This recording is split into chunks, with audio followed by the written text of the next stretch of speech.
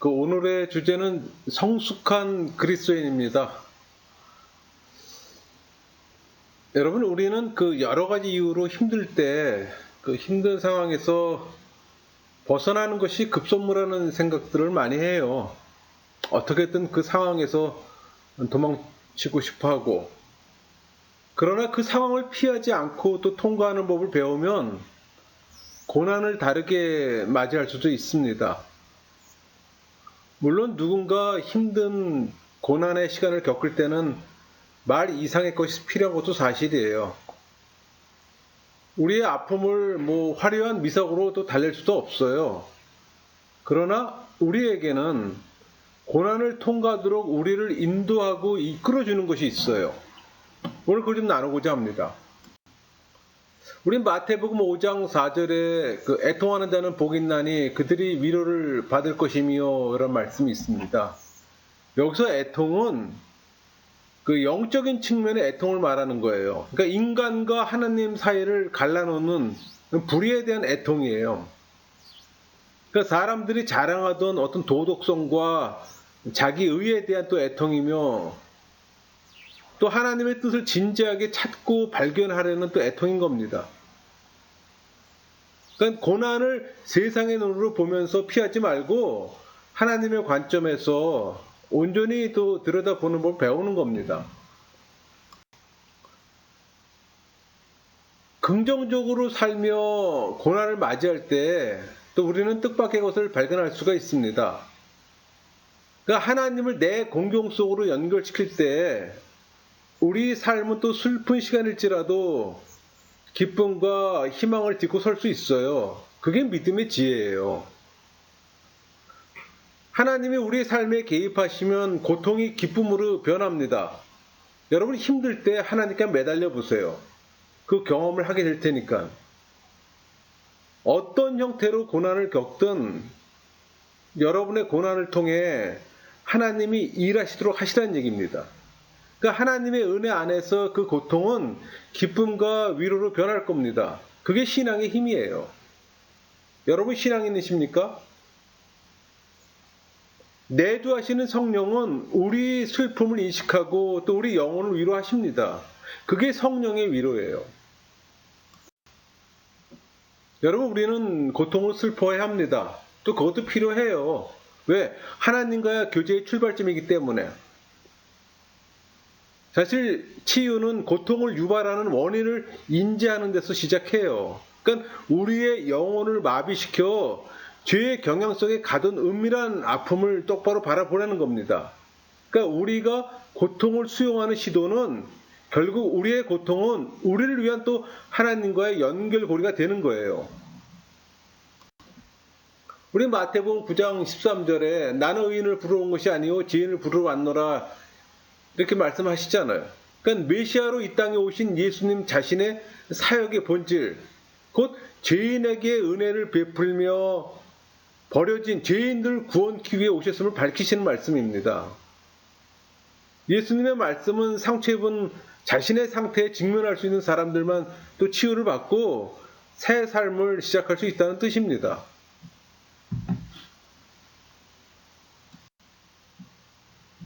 여러분 예수님의 공생애를 지켜보며 깨달아야 할 사실이 있어요. 군중들과 제자들이 모두 예수님을 떠나고 예수님이 홀로 십자가에 달렸을 때 우리 마태복음 27장 46절에 나의 하나님 어찌하여 나를 버리셨나이까 이렇게 말씀하시잖아요.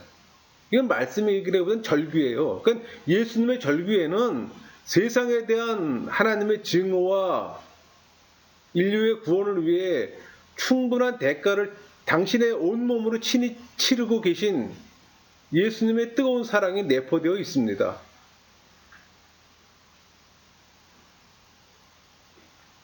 이 절규가 터져 나온 후에야 죽은 자 가운데서 살아나셨다는 겁니다. 비로소 그때 예수님은 죽음의 사슬을 깨트리고 구세주가 되신 겁니다. 여러분, 기독교 신앙의 중심에는 온 세상의 질문을 친히 담당하시는 하나님이 계세요. 우리 그리스도 안에서 우리는 우리를 위해 고난 받으시는 또 하나님을 볼 수가 있는 겁니다. 그러니까 병든 세상에 예수님의 고난의 사랑을 나누어 주라고 또 우리를 부르시는 또 예수님을 보는 겁니다. 여러분의 삶 가운데 중요한 질문 중 하나는 내 미래에 어떤 일이 일어날까가 아니라 어떤 일이 일어나든 나는 그 속에서 그것을 통해 어떻게 살 것인가, 그거예요. 그러니까 일반적으로 우리는 삶의 방향을 바꿀 수 없잖아요. 고난 자체는 타협의 대상이 아니에요. 그러나 그 문제를 어떻게 풀어낼 것인가 하는 것은 우리의 선택입니다. 이 일이 앞으로 삶을 향한 부름이 아닐까, 또 뭔가 성장할 수 있는 사건, 내 상처로 남을 섬길 기회가 아닐까, 그런 기대감이 있어야 한다는 겁니다. 그러니까 우리는 고난의 시간을 지낼 때조차 우리 영혼 안에서 우리 삶에서 일하시는 성령을 감지할 수가 있어야 합니다. 여러분이 성령 세례 받으신 분이라면 그것이 우리에게 거듭 주시는 소명이에요. 그러니까 고난을 이해하는 열쇠는 삶이 주는 고통과 아픔을 밀어내지 않는 데 있는 겁니다. 여러분, 고난은 우리를 초라하게 하고 또 우리가 얼마나 연약한 사람인지 냉정하게 읽어줍니다. 바로 그때 내주하시는 성령이 우리를 부르셔서 일어나 첫 발자국을 내닫게 하시는 바로 그때입니다. 그때는 고통과 가난과 어떤 불편함, 그런 걸로 우리가 뒤범벅이 되어 있을 때입니다. 우리 시편 30편 11절에 주께서 나의 슬픔이 변하여 내게 춤이 되게 하시며 나의 베옷을 벗기고 기쁨으로 띠띠우셨나이다. 이렇게 고백한 시편 기자처럼 우리도 그 속에서 기도하는 법을 알게 됩니다. 슬픔의 중앙에서 하나님의 은혜를 발견하기 때문에.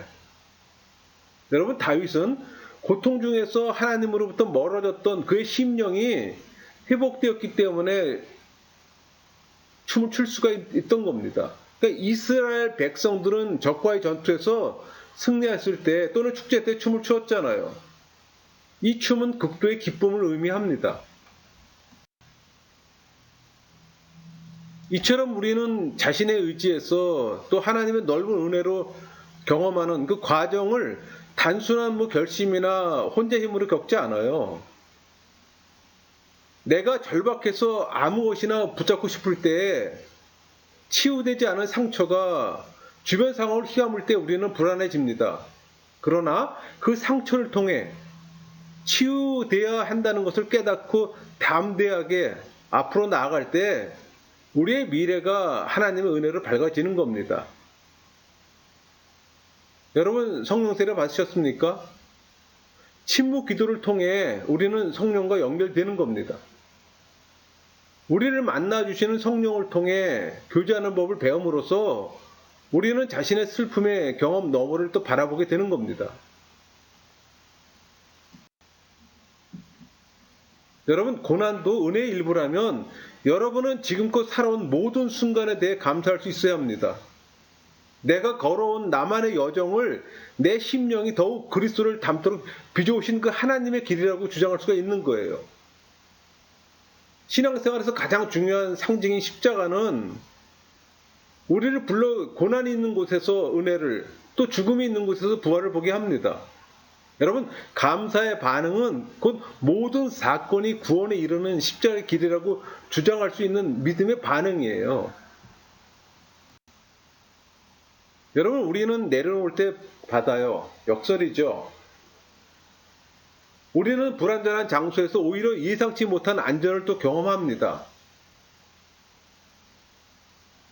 오히려 위험을 피하려는 사람들, 상처받기를 거부하는 마음을 갖고 자기를 지키려는 사람들은 오히려 자기가 맞는 지옥에 갇혀요. 하나님의 소명을 거부하고 내 삶은 내가 책임지겠다고 할수록 상실이라는 현실을 부정할 수밖에 없고 그만큼 인위적인 존재가 될 수밖에 없어요. 내가 가진 소유와 계획을 내려놓으면 비록 모험이 따를지라도 전혀 예상치 못한 또 새로운 삶에 들어갈 수가 있는 겁니다. 그건 자유의 삶이에요, 여러분. 이것이 걱정이 변하여 평강이 되는 첫걸음입니다. 여러분, 움켜쥐려고 하지 않고 안전지대를 하지 말고 자신이나 타인의 삶을 스스로 조종하려 하지 마세요. 오히려 내가 사랑하는 하나님께 다 내어드리는 겁니다. 하나님은 여러분을 여러분 스스로 다스리는 삶으로 부르시지 않아요. 절대. 믿음의 삶으로 부르십니다. 그때 여러분이 신앙인이 되는 겁니다. 여러분, 그 예수님 공생의 마지막 부분을 보세요. 우리 신약 성경에는 그 예수님을 주셨다는 표현이 나옵니다. 그 요한복음 3장 16절에 하나님이 세상을 이처럼 사랑하사 독생자를 주셨으니 이런 표현이 있잖아요. 여기서 주셨으니 헬라어로 디돔입니다. 그러니까 보내다, 넘겨주다, 뭐 값을 지불하다 그런 뜻을 갖고 있어요. 이 3장 16절에서 이 말은 성육신을 의미할 뿐 아니라 십자가의 달리심까지도 의미하고 있어요. 그러니까 이 낱말은 또 제물을 바치는 일도 또 암시하고 있습니다. 로마서 8장 32절 자기 아들을 아끼지 아니하시고 우리 모든 사람을 위하여 내주신 이가 어찌 그 아들과 함께 모든 것을 우리에게 주시지 아니하겠느냐. 여기서 내주신 헬라어로 파라디돔입니다.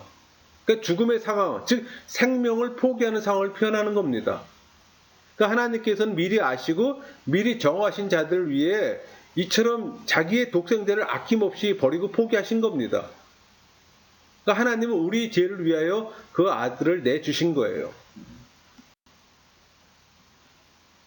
이제 예수님은 가르치고 전파하시고 고치고 하는 주도권을 행사하던 그 예수님이 아니에요. 그분은 이제 많은 고난을 당하는 처지가 됐습니다. 침뱉음을 당하고 채찍질 당하고 십자가에 끌려가시고 또 십자가에 못 박히고. 여러분, 세상 만물이 삼위 하나님을 통해 창조되었지만 이제 말씀이신 성자 하나님이 당신이 피조한 세계의 그 피해자가 되시는 겁니다. 놀라운 사랑으로 우리를 위해 신적 권능을 잃고 무기력자가 되신 거예요. 그것이 예수님 죽음을 또 의미합니다. 그래서 우리의 고난과 주님의 고난은 밀접하게 연결되어 있어요. 우리는 언젠가는 가장 소중하게 여겼던 것을 놓아야 할 때가 있습니다. 이런 부담 때문에 어떤 이들은 수용하지 못하고 거부해요. 그러나 다 부질없는 짓이라는 결론을 또 내게 됩니다. 그렇게 되면 고난은 만성적 쓴맛이 됩니다. 그러니까 어떤 이들은 강박관념에 빠지기도 해요. 이처럼 소유에서 비움으로 옮겨갈 때 만나는 장애물은 두려움이에요. 그러니까 예수님께서는 두려움에서 벗어나 사랑으로 들어가며 또 소유하는 태도를 버리고 비움의 자리로 나아가라고 우리를 또 초청하세요. 그 말씀이 육신되어 우리 가운데 오신 것은 하나님이 우리 가운데 있는 사랑의 자리에 거하시려는 의도입니다. 우리 요한복음 14장 2절에 3절 말씀처럼 내 아버지 집에 거할 곳이 많도다. 그렇지 않으면 너희에게 일렀으리라. 내가 너희를 위하여 거처를 예비하러 가노니 가서 너희를 위하여 거처를 예비하면 내가 다시 와서 너희를 내게로 영접하여 나 있는 곳에 너희도 있게 하리라. 이 말씀처럼 예수님은 우리가 거할 거처를 예비하러 하나님께 간다고 말씀하세요. 그분이 우리 안에 사시는 것처럼 우리도 그분 안에 살게 하시려는 겁니다. 여러분, 경계의 태도에서 긍휼과 평안, 자유로의 이동은 침묵 기도를 통해서 일어납니다. 침묵 기도를 통해서만 우리는 성령의 음성을 들을 수 있고 더 큰 가능성에 응답할 수 있어요. 여러분, 명령하고 통제하려는 욕구에서 벗어나세요. 그럴 때 나에 대한 타인의 말이나 생각이 좌우되지 않아요. 하나님이 먼저 나를 사랑하셨기에 소외, 분리라는 강박관념에서 벗어나 타인을 사랑할 수 있게 되는 겁니다. 이 원리를 이해해야 남을 사랑한다는 것이 무엇인지 깨닫게 되는 거예요. 여러분은 누구 하나 지속적으로 사랑할 수 있는 그런 존재가 아니라는 사실을 여러분 인식해야 합니다. 여러분, 침묵 기도는 세상을 소유의 대상이 아니라 선물로 여기는 신앙인의 태도예요. 여러분, 침묵 기도 하십니까? 우리는 새로운 일에 부딪힐 용기를 얻게 됩니다. 새로운 일은 비록 내 힘으로 통제할 수는 없지만 그렇다고 큰 위협을 느끼지는 않아요. 그러니까 우리의 비움으로 성령의 은혜를 경험하게 되는 것을 침묵 기도를 통해 얻게 됩니다. 여러분, 사복음서에서 계속 우리에게 예수님을 우리 삶의 중심과 목표로 삶으라고 권면해요. 안전한 곳에서 우리는 고난을 통해 하나님을 볼 수 있고, 또 심지어 사랑이신 하나님의 품 안으로 들어갈 수가 있는 겁니다. 고난은 우리에게 우리 힘으로 상상할 수도 없는 미래를 또 열어줘요. 그건 고난을 경험한 사람만이 알 수 있는 겁니다. 바로 평강이 있는 미래를, 근데 그 미래가 예수님의 길이에요. 그 시편 53, 시편이 아니고 이사야 53장 3절에 그는 멸시를 받아 사람들에게 버림받았으며 간고를 많이 겪었으며 질고를 아는 자라, 마치 사람들이 그에게서 얼굴을 가리는 것 같이 멸시를 당하였고 우리도 그를 귀히 여기지 아니하였도다. 여기서 질고를 아는 자, 이 질고를 아는 자가 기쁨을 약속하셨어요. 여기서 질고를 아는 이 문자적 뜻은 병을 잘 아는 그런 의미입니다. 그러나 이 구절을 육체적으로 허약해서 질병에 걸렸다는 것으로 이해해서는 안 돼요. 여러분, 성경에서 병은 죄를 묘사하는 비유적 수로입니다. 그러니까 성경 기자는 이미 육체적 질병을 비유로 해서 죄악 상태를 드러내는 거예요. 여러분, 구원은 궁극적으로 죄로부터의 구원입니다. 그러니까 메시아는 본질상 죄가 없으신 거룩한 하나님으로서 그가 구속할 인간을 대신해서 그것을 마치 자기 것인 양 짊어지고 인간의 고통에 동참하게 되는 겁니다. 여호와의 종으로 이 땅에 오신 예수 그리스도는 또 하나님이신 동시에 순수한 인성을 지니신 분이잖아요. 더 나아가 인간의 모든 고통을 또 경험하셨고 또 인간의 참된 위로가 될 수 있음을 또 보여주는 말씀이기도 합니다. 요한복음 16절 20절 볼까요? 내가 진실로 진실로 너희에게 이르노니 너희는 곡하고 애통하겠으나 세상은 기뻐하리라. 너희는 근심하겠으나 너희 근심이 도리어 기쁨이 되리라. 여기서 곡하고 애통하겠으나 이 의미는 예수님은 자신의 죽음 후 제자들이 크게 슬퍼하고 또 마음의 동요를 일으켜 각자 본래 곳으로 흩어질 것을 미리 아시고 말씀하신 겁니다. 그리고 예수님이 부활하신 후 그의 말씀이 사실이었음을 제자들로 하여금 깨닫게 하여 그들에게 증거가 될 수 있도록 예수님은 또 슬픔을 강조해서 말씀하셨어요. 여러분, 우리가 고난을 겪는다고 하나님을 다 아는 것은 아니에요. 오히려 고난은 우리가 하나님을 제대로 이해할 수 없음을 또 가르쳐 주기도 합니다.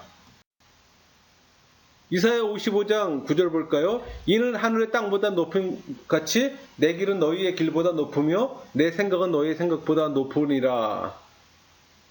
이 말씀은 하나님의 자비와 궁일이 무한하다는 사실입니다. 바로 이것 때문에 우리 인간의 눈에 용서받을 수 없어 보이는 자가 용서를 받게 되는 겁니다. 이것은 궁극적으로 우리를 자유케 하는 말씀이에요. 우리는 결코 하나님을 다 파악할 수 없잖아요. 오히려 알면 알수록 미궁에 빠지는 느낌이 들 정도로 무한대의 영역이 있잖아요. 여러분, 피조물은 결코 창조주를 완전히 이해할 수가 없어요. 다 알 수가 없다는 얘기입니다. 많은 시간을 소비한 후에 우리는 빈손으로 또 하나님께 나아갑니다. 하나님이 우리를 인도할 곳이 어디인지 소망하며 또 그분을 기다릴 때 우리의 영혼은 또 하나님 임재에 대한 민감성은 물론 하나님 부재에 대한 민감성도 자라게 되는 걸 우리가 스스로가 알게 되는 거예요. 여러분, 인생이 덧없고 안개처럼 손안에 쥘 수 없다는 사실을 느낄 때 우리는 허무함을 경험하잖아요. 그것은 육신이 늙어가고 있다는 것을 확인하는 것과 연결되어 있기 때문에. 그러나 본론이 있고 들을기가 있는 신앙인에게 덧없는 인생은 찰나인 것이 아니라 영존하는 것이고 죽어가는 것이 아니라 살아나는 것이며 또 일시적인 것이 아니라 영원한 겁니다. 그래서 비록 쓰러지기 쉬운 연약한 삶이지만 우리에게는 희망을 가질 이유가 있는 겁니다. 이것을 은혜라고 하고 또 다르게 표현하면 우리 안에 있는 하나님의 생명이라고도 표현해요. 혹은 또 우리 가운데 임하신 하나님의 나라라고. 우리가 일단 하나님에게 눈과 귀를 고정하게 되면 우리는 모든 시류와 상황은 기껏해야 악세사리 같은 보조 역할만 하는 것을 깨닫게 됩니다. 그게 신앙이에요, 여러분. 종교인에게서는 전혀 볼 수 없는, 종교인은 전혀 알 수 없는. 요한복음 3장 16절 아까 본 말씀이 있지만 하나님이 세상을 이처럼 사랑하사 독생자를 주셨으니 이는 그를 믿는 자마다 멸망치 않고 영생을 얻게 하려 하심이라. 예수님은 믿는 자마다 영생을 얻는다고 말씀하셨습니다.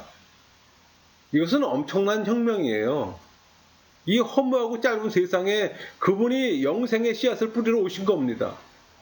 영적인 삶이란 바로 일시적인 것에서 영원한 것을, 순간적인 곳에서 영존하는 것을, 여러분 신앙인들 속에서 하나님의 임재를 가꾸는 것이며 그것이 우리 안에 내주하시는 성령의 삶이에요, 여러분. 여러분 성령 세례 받으셨습니까?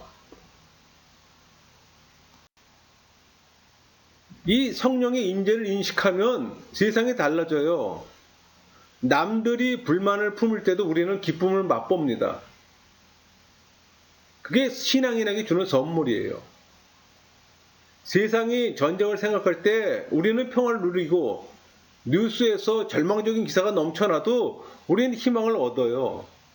주변 분위기가 삭막할 때도 우리는 평강을 경험해요. 물론 희망이 있다고 고난을 피하거나 무시할 수 있다는 뜻은 아니에요. 사실 믿음에서 나오는 희망은 고난을 통해 성숙과 정결을 가져다 줍니다. 왜? 우리의 희망의 근거는 하나님이잖아요. 믿음은 우리를 하나님의 섭리와 예정과 임재에 눈뜨게 하기 때문에 영적인 것에 민감한 삶은 우리 영혼에 전혀 무리가 되지 않습니다. 그건 발버둥이 아니라 힘이 연약한 중에서도 하나님을 경험하려는 그 열망으로 성령에 집중하는 겁니다. 그러므로 어떤 계획이나 기술보다 더 중요한 것은 매일 매 순간에 우리의 영적 안테나를 하나님께 맞추는 거예요. 여러분이 성령 세례를 받으신 분이라면 여러분의 삶에서 다양한 사건들이 어떻게 여러분을 지금 이 자리까지 데리고 왔는지 되돌아볼 필요가 있어요. 과거 기억은 미래와 깊은 관련이 있습니다. 기억이 없이는 기대도 없잖아요. 그러니까 기억은 우리 과거를 알게 하고 또 현재의 존재와 미래를 소망하게 해요. 그리고 미래에 대한 소망이 있을 때 우리는 삶의 시간을 매일 다르게 경험할 수가 있습니다. 내일을 소망하는 사람들은 오늘도 더 잘 살 수 있어요. 여러분 재림하실 예수님을 기대하는 자들은 이미 자기들 가운데 거하시는 그분을 발견할 수가 있습니다. 하나님과의 친밀한 관계는 인내함으로써 예수님의 재림을 기대하면서 더 깊어지고 더 성숙할 수가 있어요. 이런 성숙을 희망한다는 것, 그 가능성을 믿는다는 것은 세상의 운명론을 거부하는 겁니다. 여러분 신약에서 재림을 가리키는 말이 300개 이상 등장합니다. 우리 마태복음 24장, 25장과 마가복음 13장, 누가복음 21장은 그 전체가 재림에 대한 내용이에요. 데살로니가 전후서와 요한 계시록은 그리스도의 재림을 그 전체의 주제로 삼고 있습니다. 사람들을 조종하고 이용하며 감정을 자극하며 또 자기의 이익을 추구하는 사람들이 있어요. 그런가 하면은 반대로 섣부른 충고, 안심시키려는 어떤 성급한 시도, 이런저런 조언의 남발 등은 사실 사람들의 문제를 단순화시키며 또 자신의 욕구를 드러내기도 합니다. 그처럼 삶의 영역 안에 어설픈 위로를 하며 끼어들 때 아파하는 영혼을 물질처럼 대하는 결과를 초래하기도 합니다. 그러나 사실 그런 방식으로 대인 관계에 접근하면 더 고립되며 실망과 또 허물을 경험하게 됩니다. 여러분에게 가장 깊은 영향을 준 사람들을 한번 생각해 보세요. 그들을 잘 생각하면 새로운 사실을 발견할 수가 있어요. 그들은 여러분에게 애써 영향력을 미치려 하지 않았으며 굳이 반응을 요구하지도 않았어요. 오히려 그들은 내적 자유를 보여주었습니다. 그들을 보면 하나님과 연결된 느낌이 들었을 거예요. 그들은 하나님을 가리켰고 그들의 자유는 하나님에 자랐어요. 그렇게 중심이 잡힌 상태, 내적 자유, 영적 독립은 신비한 전염성이 있습니다. 여러분 그런 사람들 만나야 되는 거예요. 여러분에게 영향 준 사람들이 어떤 사람들이 있습니까? 좋은 영향 준 사람 있고 나쁜 영향 준 사람이 있을 거예요. 여러분에게 그런 영적으로 좋은 영향을 줄 수 있는 사람들을 자주 접하세요. 그러다 보면은 내적 자유나 영적 독립이 전염됩니다. 여러분에게. 사역하는 사람들은 타인을 하나님, 즉 생명과 치유의 원천이요 보이지 않는 실체인 하늘 아버지와 연결시킬 때 진정한 사역이 시작되는데, 이런 접근은 두 가지 훈련이 필요합니다. 고독과 침묵이에요. 이 고독과 침묵을 통해 우리 안에 뿌리 내릴 수가 있는 겁니다. 그러니까 고독과 침묵이란 하나님이 예수님께 이는 내 사랑하는 아들이요 내 기뻐하는 자라, 이 말씀하시는 음성을 들을 수 있는 기도의 자리입니다. 마태복음 3장 17절 하늘로부터 소리가 있어 말씀하실 때 이는 내 사랑하는 아들이요 내 기뻐하는 자라 하시니라. 여기서 사랑하는 헬라어로 아카페토스입니다. 이 말은 질적인 측면을 강조한 유일한 사랑을 의미합니다. 그 기뻐하는 헬라어로 유도케스예요. 단순 과거 동사로 기꺼이 하겠다는 의지를 강조하므로 이 사랑함을 선택이라는 의미로 내포하고 있는 거예요. 그러니까 직역하면은 내가 그를 선택함으로 인해 기뻐했던 자다. 이 말은 메시아를 영원전에 선택하였던 걸 지금 암시하는 말입니다. 여러분 신앙인의 공동체는 자신이 하나님께 택함받은 사랑받는 사람임을 깨닫는 사람들이 모인 공동체를 말하는 겁니다. 그냥 종교인들이 모인 공동체가 아니에요.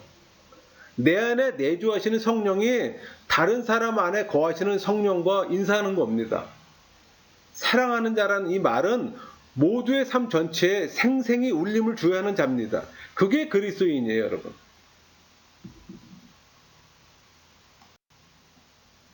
하나님의 사랑을 경험하면 우리를 겸손케 하며 내적 가난 상태로 낮추세요. 그래서 그리스도의 몸 안에서는 모든 사람이 가난해요.